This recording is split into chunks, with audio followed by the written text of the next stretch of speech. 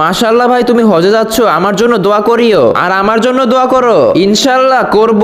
আর আমার জন্য খেজুর আর জমজমের পানি নিয়ে আসবে। আর আমার জন্য বেশি করে চকলেট নিয়ে আসবে।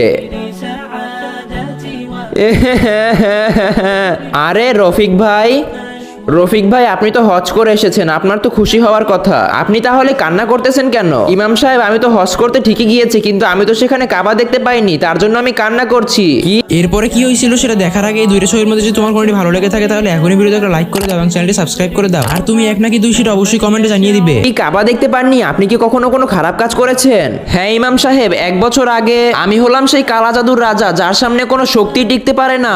বাবা, এমন কালো জাদু করে দাও যেন আমার বন্ধুরা বরবাদ হয়ে যায় আর আমি ধনী হয়ে যাই। ঠিক আছে, তোর কাজ হয়ে যাবে। আস্তাগফিরুল্লাহ ভাই, আপনার ইমান তো সেই দিনই ধ্বংস হয়ে গিয়েছে যেদিন আপনি কালা জাদুকরের কাছে গিয়েছেন। আপনি তো খুবই খারাপ কাজ করেছেন। তাহলে আল্লাহ আপনাকে তার ঘরের দিদার কিভাবে লাভ করতে দিবে? সময়